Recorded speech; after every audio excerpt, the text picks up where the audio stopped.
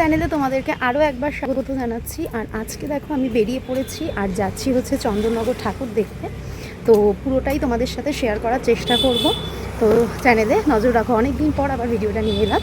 তো আশা করছি তোমাদের ভালো লাগবে। এখন আমি হালিশহর থেকে ট্রেনে উঠে পড়েছি। আর আজকে যেহেতু মেঘলা ওয়েদার, তো বাইরেটা একদম বৃষ্টি বৃষ্টি ওয়েদারই ছিল, কিন্তু খুব ভালো লাগছিল। আর আমরা কিন্তু যাব জগদ্দল ঘাট পার হয়ে তারপরে লঞ্চে, কারণ ট্রেনে গেলে অনেক টাইম লাগবে। আর এই যে নেমে গেছি এখন জগদ্দল স্টেশন। তো চলে এসেছি এখন জগদ্দল স্টেশনে। আর এখান থেকে ঘাট পার হলে ওপারেই চন্দননগর, তো সেই জন্য ভাবলাম যে জগদ্দল হয়েই যাই। তো চলো তোমাদের সাথে শেয়ার করবো, সবটাই দেখতে থাকো। আজকে ওয়েদারটাও কিন্তু খুবই খারাপ। আগেই তোমাদের বললাম, দেখো আকাশ কীরকম কালো হয়ে এসেছে। আর পথে যেতে কিন্তু এই প্যান্ডেলটা পড়েছিল, কিন্তু এটা দেখিনি, কারণ শুধু শুধু টাইম নষ্ট হবে বলে। তো এখন চলে এসেছি লঞ্চ ঘাটে। আর লঞ্চ ঘাটে ভিড়টা তোমরা শুধু দেখো, সবাই রীতিমতো মাথায় ছাতা দিয়ে দাঁড়িয়ে দেখছে। মানে আমি তো অবাক হয়ে গেছিলাম। যাই হোক, অনেকক্ষণ লাইনে দাঁড়িয়ে থাকার পর এই যে টিকিট পেয়ে গেছি। আর আজকে লঞ্চে ভিড়টা শুধু দেখো তোমরা, অনেকক্ষণ দাঁড়ানোর পর অবশেষে এই যে আমাদের লঞ্চ চলে এসেছে। এই লঞ্চটা করেই কিন্তু আমরা যাবো আজ। চলো তাহলে ঝটপট লঞ্চে উঠে পড়ি এবার।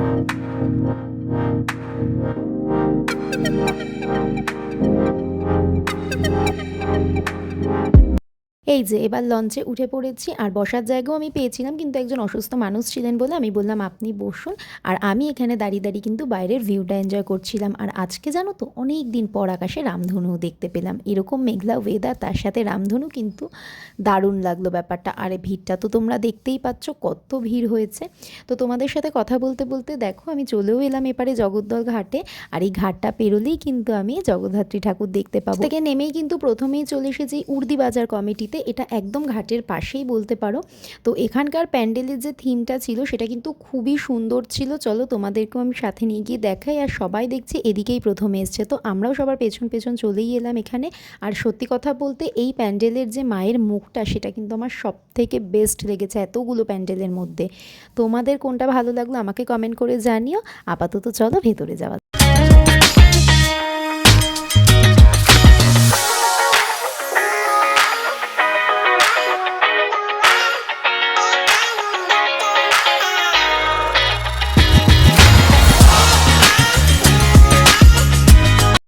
তারপর আমরা চলে যাচ্ছি দ্বিতীয় প্যান্ডেলে। আর এখন যেহেতু দিনের বেলা, লাইটিংটা অতটা বোঝা যাচ্ছে না, সন্ধে হলে তোমাদেরকে আরও সুন্দর করে লাইটিংটা দেখাতে পারবো। আর এবারে আমরা চলে এসেছি আদিমার কাছে। এটাই শুনেছি চন্দননগরের সবথেকে পুরনো পুজো, সবথেকে প্রাচীন পুজো।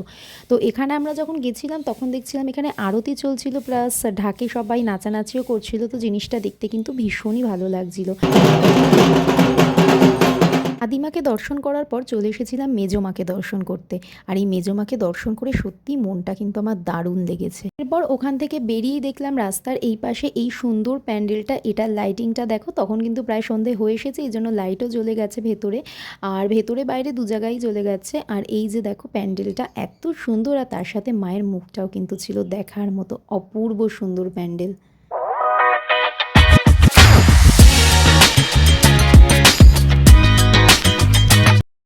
সামনে গিয়ে দেখলাম ওই প্যান্ডেলের মতোই সিমিলার আর একটা প্যান্ডেল রয়েছে। আর এখানে জলের মধ্যে দেখো নৌকাগুলো দিয়েছে লাইটিংয়ে, কি সুন্দর লাগছে দেখতে। আমি তো মানে হাঁ করে শুধু প্যান্ডেলের দিকেই তাকিয়েছিলাম।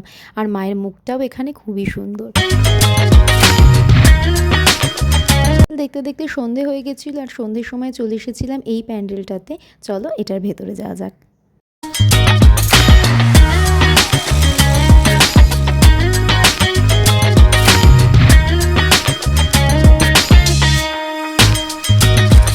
সন্ধ্যা যখন হয়ে গেছে, আমি এসেছিলাম বিখ্যাত ভাইরাল সেই প্যান্ডেলটা, মানে যেখানে কিনা মা হীরের 9 কোটি টাকার হীরের গয়না দিয়ে সজ্জিত। তো সেটা দেখার জন্যই আমি এসেছি। আর আমি ইচ্ছা করে এখানে সন্ধেবেলায় এসেছিলাম, কারণ যাতে লাইটিংটা দেখতে পাই। আর ঢুকে তো দেখলাম এখানে ভীষণ ভিড়, কিন্তু ভিড় থাকলেও এখানে কিন্তু খুব ভালোভাবে আমরা প্রতিমাকে দর্শন করতে পেরেছি। মানে মাকে আমি তো মন ভরে দেখতে পেরেছি।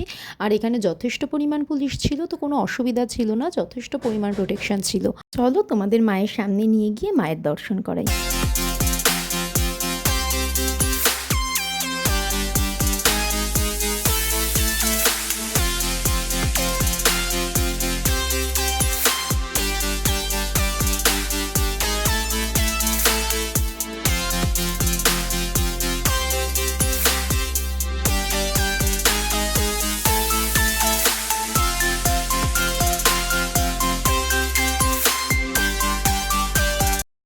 এরপর আমি চলে এসেছিলাম আর একটা প্যান্ডেল। এই প্যান্ডেলের নাম মনে নেই, কিন্তু এটাও ছিল অপূর্ব। এখানে নহবত বসেছিল আর পুরো মনে হচ্ছিল যেন আমি একটা রাজপ্রাসাদে চলে এসেছি। তোমরা জাস্ট ভিউটা দেখো, আর অনেকখানি জায়গা নিয়ে এখানে কিন্তু ঠাকুরটা তৈরি হয়েছিল।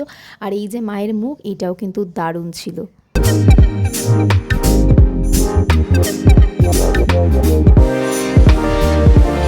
আমি চলে এসেছিলাম এই প্যান্ডেলটায়। এটার নামটাও আমার ঠিক মনে নেই, তবে যতদূর সম্ভব এটা পালপাড়া ছিল। তো এই যে দেখো ওপরে প্যান্ডেলের যে ডিজাইনগুলো মানে এত সুন্দর, আর এখানকার থিম ছিল বাচ্চাদের যে মোবাইল নিয়ে যে মোবাইলের প্রতি যে অ্যাডিকশান, সেইটাই থিম ছিল। আর এই প্যান্ডেলের ভেতরটা দেখো, লাইটিংগুলো মানে সত্যিই তাই, মানে লাইটিংগুলো এত সুন্দর প্রতিটা প্যান্ডেলে। আমি এসেছিলাম দিনের আলোতে, কিন্তু যেহেতু সন্ধ্যা হয়ে গেছিলো তো লাইটিংগুলো কিন্তু আমি খুব ভালোভাবেই দেখতে পেয়েছি। আর এই যে দেখো এখানে মডেলগুলোও সাজানো রয়েছে। এইখানকার যে ঠাকুরটা ছিল এটাও কিন্তু দারুণ সুন্দর, মানে প্রতিটা প্যান্ডেলই এখানে সত্যি কথা বলতে সুন্দর। প্যান্ডেল থেকে বেরিয়ে রাস্তা দিয়ে যাচ্ছিলাম, আর যেতে যেতে এই লাইটিংগুলো চোখে পড়লো। মানে চন্দননগর মানেই কিন্তু লাইটিং, আর এটার জন্যই তো আরও বেশি ফেমাস। আমি জীবনে প্রথমবার এলাম, আর প্রথমবার এসে কিন্তু সত্যি আমি ভীষণ খুশি। আর তারপরে আমি চলে গেছিলাম এই প্যান্ডেলটা। এটা ছিল আমার লাস্ট প্যান্ডেল, কারণ হাঁটতে হাঁটতে তোমার পা ব্যথা হয়ে গেছিলো। এর মাঝখানেও আমি আরও অনেকগুলো প্যান্ডেলে গেছি, কিন্তু এত ভিড় ছিল বলে আমি আর ফোন বার করে ভিডিও করি। ঠাকুরটা দেখার পরেই আমি চলে গিয়েছিলাম সোজা লঞ্চ ঘাটে। আর এখানকার ঠাকুরগুলো তো তোমরা দেখতেই পাচ্ছ কত সুন্দর লাগছে, আর ডেকোরেশনটাও দেখো প্যান্ডেলের দারুণ সুন্দর। কিন্তু এই প্যান্ডেলটা দেখেই আমি চলে এসেছিলাম বাড়ি। তো এটাই আমার লাস্ট প্যান্ডেল ছিল। বাড়ি গিয়ে আবার তোমাদের সাথে কথা হবে। আসার পর আর ভিডিওটা পুরো কমপ্লিট করতে পারিনি, কারণ প্রচণ্ড টায়ার্ড ছিলাম। তো ভাবলাম আজকেই কমপ্লিট করে নিই। তো তোমাদেরকে তো কতগুলো প্যান্ডেল দেখালাম, আর বাকি কিছু প্যান্ডেলও ছিল যেগুলোর ভিডিও আমি নিতে পারিনি। তো এর মধ্যে তোমাদের কোন প্যান্ডেলটা সব থেকে বেশি ভালো লেগেছে অবশ্যই কিন্তু আমাকে জানিও কমেন্ট করে। আর আমার ভিডিও যদি ভালো লেগে থাকে তাহলে চ্যানেলটা সাবস্ক্রাইব করে কিন্তু অবশ্যই পাশে থেকো। আর ভিডিওগুলো ভালো লাগলে একটা লাইক করে দিও। টাটা, সবাই খুব ভালো থেকো, সুস্থ থেকো, দেখা হবে খুব তাড়াতাড়ি।